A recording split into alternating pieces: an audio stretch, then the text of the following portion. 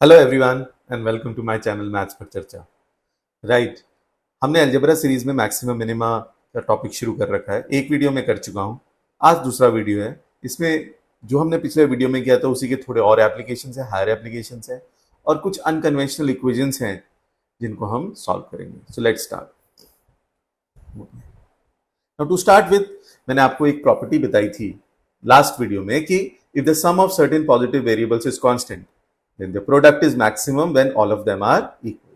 जब वो सब इक्वल होते हैं, है ना। तो उसी से रिलेटेड हमने बहुत सारे एग्जांपल्स भी किए थे। राइट, अगर आप लोगों ने नहीं किए हैं तो वो पहले आप मैक्सिमम मिनिमम का पहला वीडियो देख लीजिए, फिर आपको और अच्छे से समझ में आएगा।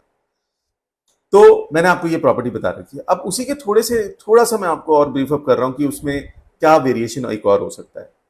फॉर एग्जाम्पल, सपोज मैं कहता हूं कि एक इक्वेशन दे रखी है, राइट, जहां पे है कि right 2x plus y is equal to 9. Find the maximum value of, right, 2x plus y is equal to 9. Find the maximum value of x square y. Find the maximum value of x square y. अब x y नहीं बोल रहे हैं, x square y बोल रहे हैं। इन questions को करने का, और x और y पॉजिटिव है, देखो वो तो प्रॉपर्टी पॉजिटिव ले लगती है, वो दे रखा है इन्होंने कि x and y both are positive greater than 0। अब इसको करने के लिए हमें क्या चीज समझनी है कि x प्रोडक्ट में कितनी बार है। देखो थोड़ा इंप्रोवाइजेशन है, थोड़ा सा। सो एक्स स्क्वायर वाई है, यहाँ पे एक्स वाई नहीं है। तो जितनी बार प्रोडक्ट में वेरिएबल होता है, प्रोडक्ट में यहाँ 2 बार x है, 1 बार y है, तो सम में भी उसे उतने इक्वल पार्ट्स में ब्रेक कर लो। तो 2x को 2 इक्वल पार्ट में लिखूंगा इधर से, तो वो जाएगा x प्लस वाई। अब ये 2 ना मान के मैं 3 मानूंगा, बस इतना डिफरेंस है। तो x प्लस वाई हो गया 9। तो आपको समझ में आ गया कि ये 3 वेरिएबल हैं, 3 मान लो इनको। तो 9 को जब मैं 3 इक्वल पार्ट्स में ब्रेक करूंगा तो मैक्सिमम वैल्यू आ जाएगी। और इन तीनों की, अगर आप इन तीनों का प्रोडक्ट करोगे तो वही आएगा x square y. So the maximum value of x square y will be, अगर 9 को 3 इक्वल पार्ट्स में डिवाइड करोगे तो हर एक की वैल्यू 3 आएगी। तो 3 स्क्वायर इंटू 3 विच इज 27। तो I can do it very easily, but provided ये कॉन्सेप्ट अच्छे से हमें आना चाहिए। मतलब थोड़ा वेरिएशन है, थोड़ा इम्प्रोवाइजेशन है। पहले अगर ये प्रॉपर्टी अच्छे से पता है तो उसको हम कर सकते हैं, वो हम वेरिएशंस, वो इम्प्रोवाइजेशंस भी कर सकते हैं। राइट, चलिए नेक्स्ट करते हैं एक और। सपोज मैं आपसे कहता हूं कि 3x plus 4y is equal to, से हमारे पास है, let's be take a very typical values, suppose 12 है या 3 ले लेते हैं। अब आप बोलोगे सर 3 कैसे होगा? 3 जरूरी नहीं है इंटीजर लेना है हमें। तो 3x प्लस 4y इज 3 और x एंड y पॉजिटिव है। तो find the maximum value of x square y cube. अब आप कहोगे सर ये क्या हो गया एकदम से, है ना। लेकिन ये हो सकता है आराम से। देखो x कितनी बार है प्रोडक्ट में? 2 बार। तो उसे आप लिख लो 3x/2 प्लस 3x/2, राइट।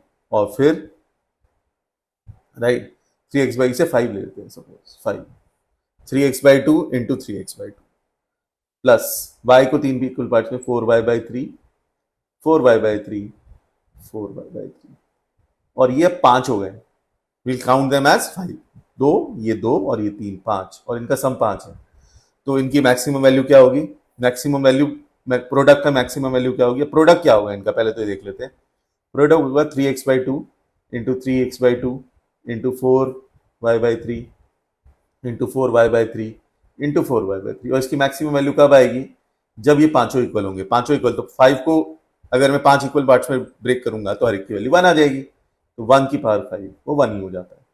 अब अगर ये 1 हो जाता है तो मेरे पास ये बनेगा, देखो 2 3 से 2 3 कैंसिल हो गए, 1 2, ये 4 कैंसिल हो गया, और बाकी कांस्टेंट को यहां भेज दो। तो आप देख सकते हो एक्स स्क्वायर वाई क्यूब की वैल्यू हो जाएगी 1, राइट। 3 ऊपर जाएगा, ये 3 अपॉन 2 4 आ जाएंगे 16। तो 3/16 इज द आंसर। तो इसको भी कर सकते हैं आराम से। तो जितने भी इम्प्रोवाइजेशन हैं ये सब किए जा सकते हैं, प्रोवाइडेड हमारा कॉन्सेप्ट क्लियर है। राइट। तो हमें सिर्फ ध्यान ये रखना है प्रोडक्ट में वेरिएबल जितनी बार है, जैसे x 2 बार है तो सब में उसे उतने इक्वल पार्ट्स में लिख लो। तो 3x को लिख लो 3x/2 3x/2, y 3 बार है तो उसको 3 बार लिख लो 4/3 4y/3 4y/3 और 4y/3, उसको ऐड करके 5 रख दिया। अब ये 5 है, 5 का सम 5 है तो हर एक इक्वल जब होगा तो हर एक इक्वल होगा तो हर एक की वैल्यू क्या होगी 1। बट प्रोडक्ट क्या बनेगा 3x/2 into 3x/2 into 4y/3 into 4y/3 into 4y/3 और वो जाएगा 1 इंटू 1 इंटू 1 इंटू 1 5 टाइम्स। अब ये कॉन्स्टेंट्स को आप बस राइट हैंड साइड पे ले जाओ तो आपको x² y³ की वैल्यू कैंसिल करने के बाद आप उसको राइट पे ले गए तो एक 3 बचा डिनोमिनेटर में, वो गया ऊपर, और 2 4 बच गए थे न्यूमरेटर में, वो नीचे आ गए। तो 3/16 3/16 is the right answer. Right, I hope ये समझ आ गया होगा आपको। चलिए अब हम देखते हैं कि इसका एप्लीकेशन और कहाँ हो सकता है, कैसे हम इसको अप्लाई कर सकते हैं। तो ये एक क्वेश्चन मैंने कंपाइल किया है, इंटरेस्टिंग क्वेश्चन है, ज्योमेट्री थोड़ा मेंसुरेशन से रिलेटेड कुछ फॉर्मुलेस आपको पता होने चाहिए। राइट, तो if the sum of height and radius of a right circular cylinder is 9, मतलब एक राइट सर्कुलर सिलेंडर है मेरे पास जिसका हाइट और रेडियस का सम क्या है, कांस्टेंट है, ये है, ये इसकी हाइट हो गई, ये इसका रेडियस हो गया, इनका सम रेडियस प्लस हाइट का सम है 9। अब रेडियस प्लस हाइट का सम अगर 9 है, सो कह रहे हैं find the maximum possible volume of the cylinder. तो find the maximum possible volume of the cylinder. तो आप बताओ वॉल्यूम क्या होती है सिलेंडर की? सिलेंडर की वॉल्यूम होती है पाई आर स्क्वायर एच। तो पाई तो कांस्टेंट है तो हमें आर स्क्वायर एच को मैक्सिमाइज करना है। तो वही कॉन्सेप्ट लगा सकते हैं हम यहाँ पे। अभी ऑल दो हम स्कूल में डिफरेंशिएशन से करते थे, लेकिन डिफरेंशिएशन हमें करना नहीं है, तो हम यही प्रॉपर्टी लगा के कर सकते हैं। कैसे? बस आर प्रोडक्ट में 2 बार है ना, तो उसको 2 बार लिख लो इक्वल पार्ट्स में। तो r/2 plus r/2 plus h is 9। अब इनको 3 की तरह ट्रीट करो तो आप ये देखो तीनों की वैल्यू क्या आ जाएगी 3 3 3, 9 को 3 इक्वल पार्ट में, तो r/2 भी 3 आ गया और h/3 आ गया। तो r/2 अगर 3 है तो r हो गया 6। अब ये वैल्यू यहाँ रख दो तो आ जाएगा पाई इंटू 6 स्क्वायर इंटू 3, जो कि हो जाएगा 108 पाई। आप पाई की वैल्यू डाल सकते हो, ये पाई के टर्म्स में आंसर है, अगर ऑप्शन है तो उसी में छोड़ देंगे। So very easily I can do this problem. Right, I hope आपको समझ आ गया होगा। तो ये जो ज्योमेट्री से रिलेटेड प्रॉब्लम है उनमें भी ये प्रॉपर्टी लगा के आप सॉल्व कर सकते हो। ऑल्दो ये रेयर है कि ज्योमेट्रिकल प्रॉब्लम मैक्सिमम मिनिमम पे आती है, बट आ जाती है, तो इसके लिए आपको ये चीज ध्यान रखना है। राइट, चलिए नेक्स्ट। अब थोड़े इम्प्रोवाइजेशन क्वेश्चन हैं, लेट्स डू दैट। राइट, थोड़ा नॉर्मल क्वेश्चन हैं। इसमें दे रखा है कि if a b c d are integers such that a plus b plus c plus d is 30, then the minimum possible value of a minus b whole square plus a minus c whole square a minus d whole square is. अब यहाँ directly नहीं पूछा है कुछ भी, इन्होंने सम दे रखा है, प्रोडक्ट नहीं पूछा है। लेकिन कहीं ना कहीं आप एक चीज को बात को समझोगे, सहमत हो गया आप मेरे से, कि अगर मुझे इसको मिनिमाइज करना है तो इनका मैग्नीट्यूड छोटा रखना पड़ेगा। मतलब इनकी जो a माइनस बी की जो वैल्यू आएगी, चाहे नेगेटिव आए चाहे पॉजिटिव आए, वो बहुत छोटी होनी चाहिए, तभी तो उसका स्क्वायर भी छोटा होगा। और 2 नंबर्स का डिफरेंस छोटा, उसका मैग्नीट्यूड, क्योंकि स्क्वायर हो रहा है, तो अगर नेगेटिव भी आ रही है वैल्यू तो नेगेटिव का स्क्वायर भी बहुत बड़ा हो सकता है। तो मैग्नीट्यूड मॉड हमने किया, मैग्नीट्यूड मतलब a माइनस बी या b माइनस ए की जो भी वैल्यू आए पॉजिटिव वैल्यू, वो छोटी होनी चाहिए। और वो तब होती है जब ये इक्वल हो। लॉजिक क्या कहता है कि जब ए और बी आपस में बराबर ही होंगे, या तो बराबर कर दो तो 0 ही हो जाएगा, 0 से छोटा तो कोई हो ही नहीं सकता मैग्नीट्यूड में, है ना। तो 0 हो जाएगा अगर बराबर हो गए, और बराबर नहीं होते तो उनको क्लोज रखते हैं हम। ये हमने लास्ट वीडियो में भी कवर किया था। तो a plus b plus c plus d अगर 30 है हमारे पास, और हमें a माइनस बी का स्क्वायर और a माइनस सी का square plus a minus d का स्क्वायर को मिनिमाइज करना है, तो मिनिमाइज करने का ये मतलब है इन्हें हम इक्वल तरफ ले जाएं। तो 3 और इंटीजर है, बट इंटीजर है तो मैं 30/4 37.5 नहीं ले सकता सबको, तो मुझे 2 को 8 देनी पड़ेगी वैल्यू और 2 को 7। तो आप देखो 16 प्लस 14 30 बनता है। आप एक किसी को भी रैंडमली लिख दो ए बी सी डी, तो a माइनस बी हो गया 0, a माइनस सी हो गया आपका 1, और a माइनस डी भी हो गया 1। तो 1 आप किसी को भी किसी ऑर्डर में दे दो, यही आएगी वैल्यू, क्योंकि स्क्वायर कर रहे हैं हम। तो 2 is the answer. Minimum possible value of this is 2। आप कोई और नंबर लेके देख लो, वैल्यू हमेशा बड़ी आएगी, क्योंकि जैसी मैग्नीट्यूड बड़ा हो गया, डिफरेंस a माइनस बी या a माइनस सी या a माइनस डी का, तो बड़ा नंबर है उसका स्क्वायर भी बड़ा नंबर होगा। और छोटा भी है, अगर नेगेटिव भी है लेकिन स्क्वायर है तो फिर भी पॉजिटिव हो जाएगा, बहुत बड़ा नंबर हो जाएगा। तो इसलिए हमें डिफरेंसेस को छोटा रखना है, तो नंबर्स को आसपास की वैल्यू देनी पड़ेगी। इक्वल रख सकते हैं, इक्वल नहीं रख सकते हैं तो क्लोज रख सकते हैं। राइट, तो यही इसका सिद्धांत है, यही इन क्वेश्चंस को करने का एक सबसे इंपॉर्टेंट कॉन्सेप्ट है कि इक्वल पे ही आता है रिजल्ट। तो ये आपको ध्यान रखना है। कैट में जितने भी क्वेश्चंस होंगे ध्यान रखना, पहले इक्वल रख के देख लो, अगर आप भूल भी गए सब कुछ तो इक्वल रख के देख के आप देख सकते हो कि आंसर आ रहा है या नहीं आ रहा है, राइट। चलो नेक्स्ट। राइट, अब इन्होंने बोला if positive real numbers a b c are in arithmetic progression such that a b c is equal to 4 then the minimum possible value of b is, right. अब यहाँ प्रोडक्ट कांस्टेंट है लेकिन सम मिनिमम होगा, लेकिन यहाँ बी पूछ लिया है इन्होंने, सम या प्रोडक्ट की बात नहीं हो रही है।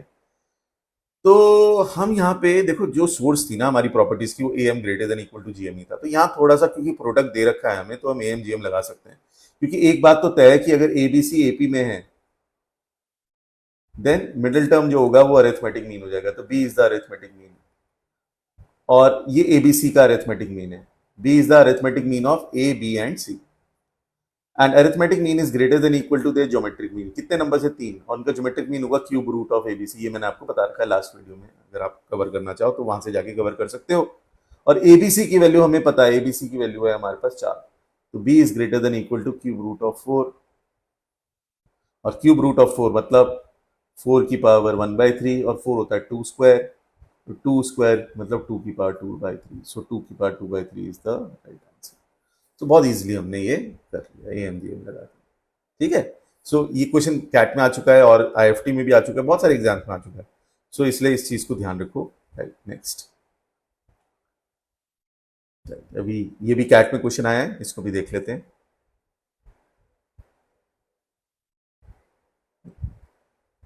अब यहां पे कहा गया है कि arithmetic mean of x y and z is 80, तो जब अरिथमेटिक मीन मतलब सिंपल एवरेज जो मैं आपको बता चुका हूं, तो x plus y plus z की वैल्यू कितनी आ जाएगी 240, ये लिख लिया हमने।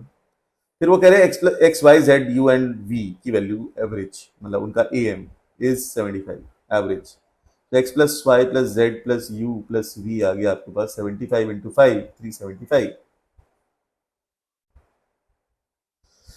75 इंटू 5 करके 375 आ गया। वो कह रहे हैं where u is x plus y by 2, तो 2u की वैल्यू हो गई x प्लस वाई,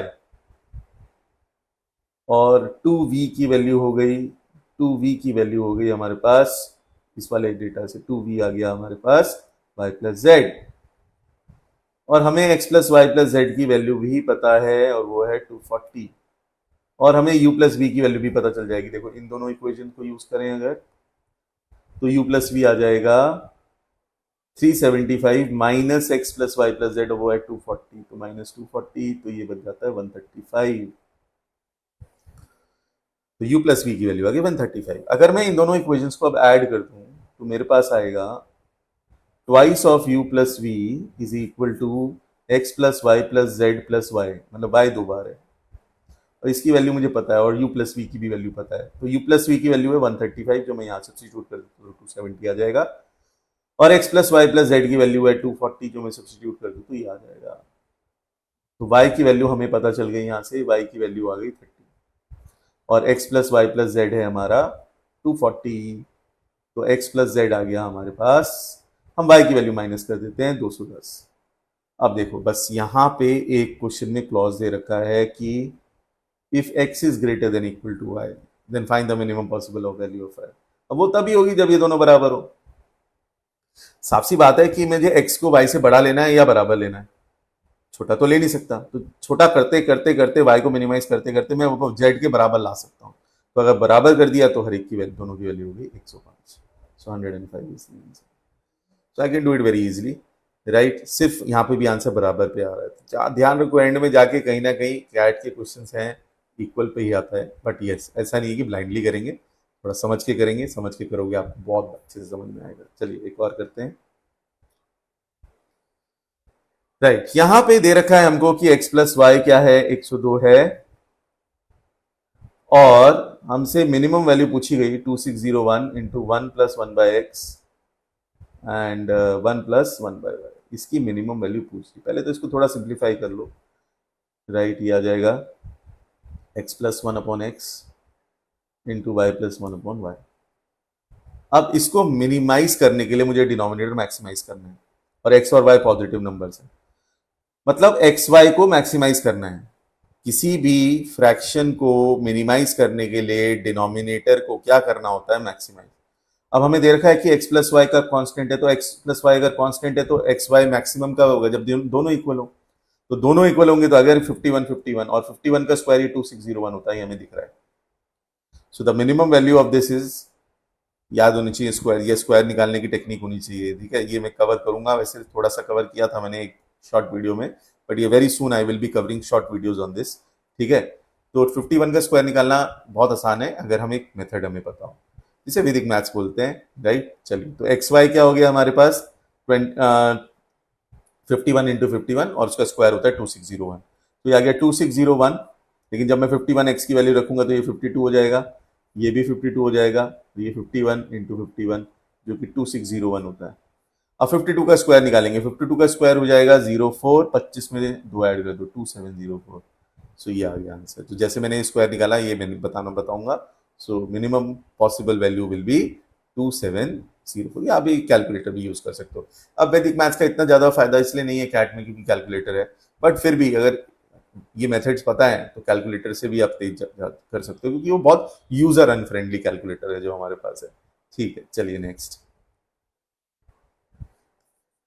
ये भी लॉजिकल क्वेश्चन है, कैट में आया है, इनफैक्ट मेरी स्लॉट में आया था, मैंने किया भी था ये, right. For natural numbers x y and z if x y plus y z is 19. अब देखो सबसे पहले ना ऐसे कुछ दे रखा हो तो कॉमन ले लिया करो जो वेरिएबल है, तो y into x plus z आ गया 19, और नेचुरल नंबर्स हैं एक्स वाई जेड, ये सबसे इंपॉर्टेंट चीज है. इन इन्फॉर्मेशन को इग्नोर नहीं करना चाहिए, ठीक है.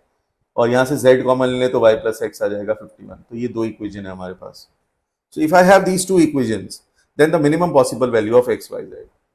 अब देखो इसको करना थोड़ा आसान हो गया क्योंकि 19 प्राइम नंबर है, 19 प्राइम नंबर है और ये नेचुरल नंबर्स है, तो 19 किस तरीके से लिखा जा सकता है, 1 इंटू 19. अब मैं 19 इंटू 1 तो लिख नहीं सकता क्योंकि x प्लस जेड को 1 नहीं ले सकता. मैं क्यों नहीं ले सकता, क्योंकि दो नेचुरल नंबर्स का सम 1 नहीं हो सकता, क्योंकि सबसे छोटी वैल्यू, सबसे छोटा नेचुरल नंबर ही 1 होता है, तो मिनिमम वैल्यू 2 होगी. और इस वजह से ये y को 1 लेना पड़ेगा और y x प्लस जेड को 19. यही हमारा एक मात्र कॉम्बिनेशन बनता है. लेकिन 51 के साथ ऐसा नहीं है. अब इसे मैं 1 ले सकता हूं, इसे 51 ले सकता हूं, ठीक है. 51 और 1 नहीं ले सकता अगेन. 3 इंटू 17 ले सकता हूं और 17 इंटू 3. तो ये तीन केस बनते हैं. 51 भी 1 इंटू 51 आएगा या 17 इंटू 3. ज्यादा केसेस नहीं है इसके लिए. अब अगर हमारे पास ये चीज आ गई है, अब हमें थोड़ा एक्स वाई जेड की वैल्यू निकालनी पड़ेगी. थोड़ा हिट एंड टेल प्रोसेस है बट यस. अब क्योंकि y 1 है, तो अगर y 1 है तो यहाँ पे x आ जाएगा 52. यहाँ से अगर y को 1 रख दें, क्योंकि y तो डेफिनेट हो गया ना 1 है, तो x आ जाएगा 52 और x 52 नहीं हो सकता क्योंकि 50 x प्लस जेड 19 है, तो x प्लस जेड 19 है तो 15 52 प्लस समथिंग 19 नहीं हो सकता. तो ये वाला केस कट गया, राइट. अब ये वाला केस देखते हैं. इस वाले केस में क्या है कि y प्लस जेड, हमारे पास y तो 1 है, y अगर 1 है तो z 3 है, y 1 है, ये रहा. y को 1 यहाँ पे रख देंगे और ये वाला केस लेंगे तो z तो दिख रहा है 3, z 3 दिख रहा है, और y प्लस एक्स है हमारा 17 और y 1 है, तो x आ जाएगा 16. एक तो केस ही हो गया, बट दूसरे को एक ऐसा नहीं कि एक आ गया तो जल्दी से हम कर देंगे क्योंकि मैक्सिमम मिनिमम की बात हो रही है. अब दूसरा केस में y तो 1 ही है, z हमारा 17 है और z 17 है और y प्लस एक्स 3 है, y प्लस एक्स अब 3 है, तो y को 1 रखेंगे तो x 2 आएगा. अब इनका प्रोडक्ट करना है. यहाँ पे प्रोडक्ट आता है 16 3 48, एक्स वाई जेड की वैल्यू यहाँ पे आती है 48 इस वाले केस में, और इस वाले केस में आती है 17 into 2 into 1, that is 34. Minimize करना है तो आंसर 34 लेंगे, 48 नहीं. तो जल्दबाजी नहीं करनी होती है, केसेस पूरे बना के देखो, आंसर आएगा. ठीक है, तो एक्स वाई जेड आ गया हमारे पास 34. सो 34 is the right answer. Okay, so I hope ये भी आपको समझ में आ गया होगा. चलिए, अब गाइस हम करते हैं सम अनकन्वेंशनल इक्वेशंस, राइट. सम अनकन्वेंशनल इक्वेशंस में जैसे हमारे पास ये पहली इक्वेशन है, ये हमें दे रखा है c equal to 16x by y plus 49y by x. वैसे तो मैं एक आपको रिकमेंड करूंगा ऐसे क्वेश्चन एकदम से नहीं करने चाहिए क्योंकि इसमें टाइम लग जाता है. अनकन्वेंशनल अलजेब्रा में हायर कॉन्सेप्ट है ये थोड़ा, right. So but having said that, इसमें क्या है कि हम अगर x बाय वाई को ले लें t, x बाय वाई को मैं अगर t ले लेता हूं तो y बाय एक्स बन जाएगा 1/2।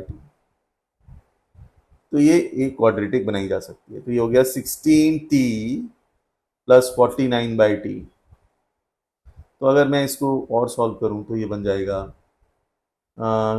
ये t तो उधर चला जाएगा, c into t equal to 16t² plus 49। ताकि make it a quadratic in t तो 16t² minus ct plus 49 equal to 0। अब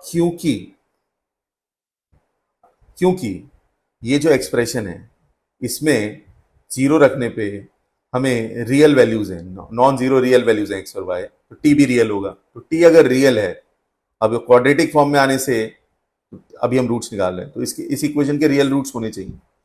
तो रियल रूट्स होने चाहिए, तो इसका discriminant b² minus 4 into 16 into 49 should be greater than equal to 0। अब ये बन गई इनइक्वालिटी। तो ये इसके रूट्स क्या है हमारे पास 2, 8, 7, 56। तो सी ये मैंने आपको समझा रखा है, नंबर लाइन पे आप कर सकते हो। 56 और माइनस 56, पॉजिटिव नेगेटिव पॉजिटिव, हम देख रहे हैं पॉजिटिव वैल्यूज। और पॉजिटिव वैल्यूज क्या है, c should be greater than equal to 56 और c should be less than equal to minus 56।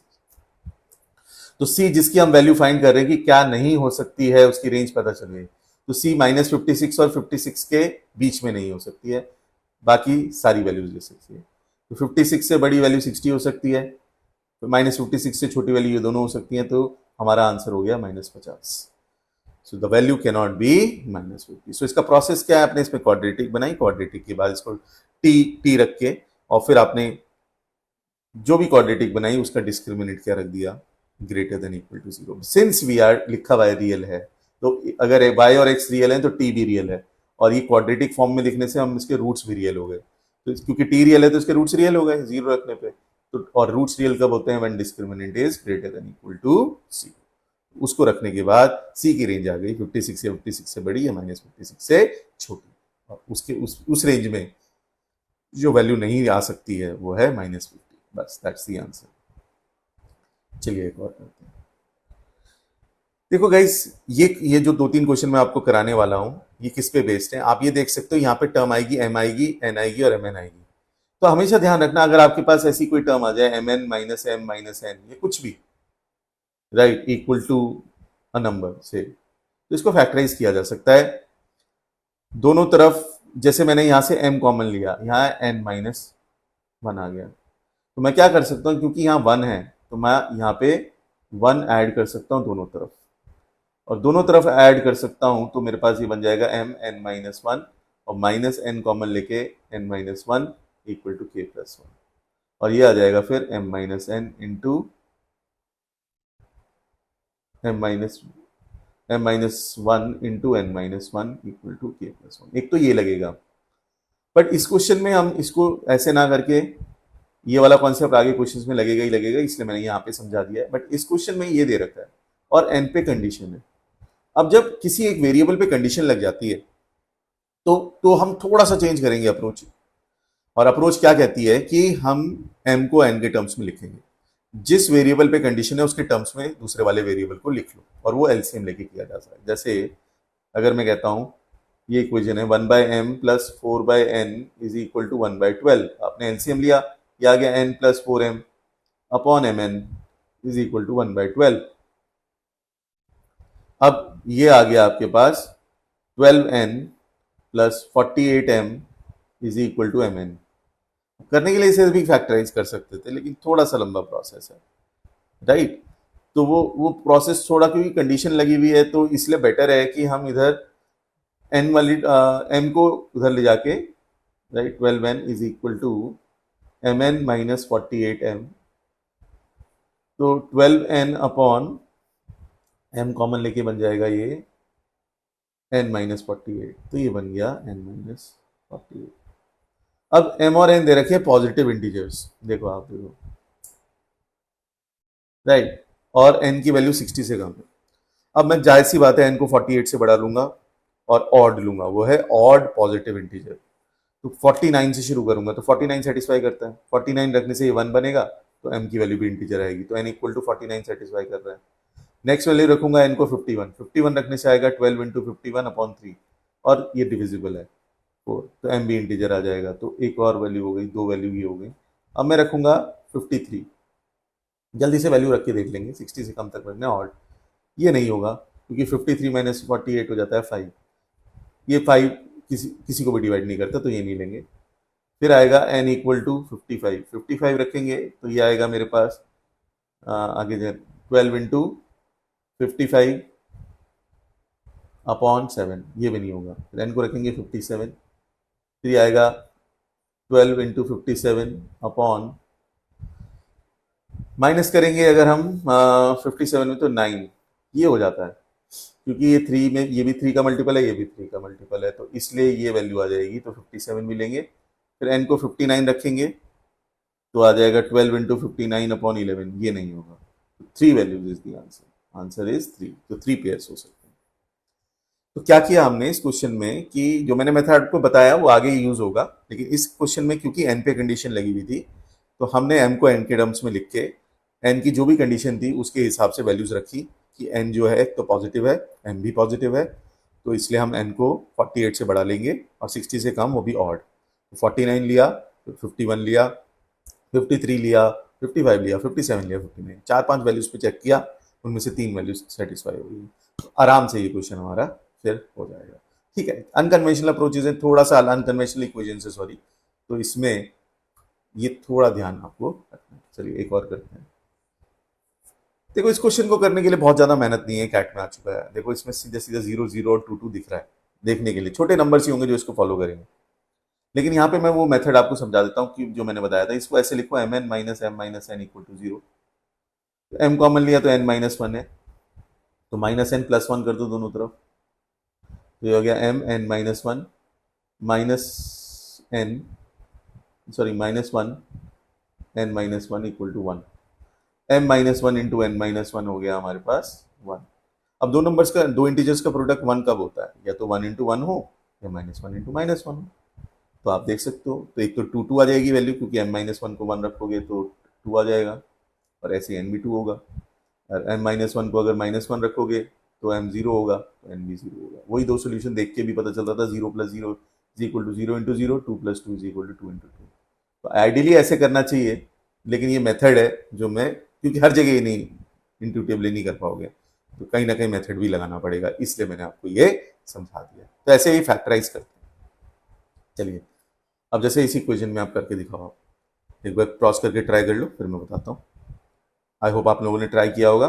सो जैसे एक्स वाई है, ये x y minus y equal to 96, तो क्या करना है, एक्स कॉमन लिया, वाई माइनस 1 दिख रहा है, वाई 1 चाहिए, तो और तो आप प्लस 1 कर दो दोनों तरफ, minus y plus 1 equal to 97, ये हो जाएगा x y minus 1 common, y minus 1 equal to 97, x minus 1 into y minus 1 equal to 97, 97 है प्राइम नंबर। तो ये आसान हो गया। ऑर्डर्ड पेयर चाहिए क्योंकि ब्रैकेट में लिखा है ऑर्डर्ड होते हैं, तो 1 into 97, 97 into 1, minus 1 into minus 97, और माइनस 97 इंटू तो 4 हो जाएंगे, so will be 4 ordered pairs, तो 4 इज द आंसर, राइट। तो ये प्रोसेस के बाद ये थोड़ा आसान हो जाता है। शुरुआत में थोड़ा बहुत डिफिकल्ट लगता है ये कि कितना हिट एंड ट्रायल करना पड़ेगा, एक इक्वेशन है, दो वेरिएबल हैं, कैसे करेंगे, राइट। ऑल तो मैंने आपको इंटीग्रल सोल्यूशन निकालने का एक मेथड बताया था, बट उसमें एक्स और वाई था, सिर्फ एक्स वाई वाली टर्म नहीं थी। एक्स वाई वाली जब टर्म आ जाती थोड़ा सा ये इम्प्रोवाइज करना पड़ता है। चलिए तो ये क्वेश्चन कर लिया हमने, राइट गाइज। सो ये मेथड्स हैं, इनको आप फॉलो करते रहो, right. I come with the next video. अब हम करेंगे फंक्शंस के वीडियोस, और टाइम स्पीड डिस्टेंस भी करना है मुझे, आई नो काफी लोगों ने रिक्वेस्ट किया, वो भी करेंगे, right. So see you next time, till then take care and have a good day.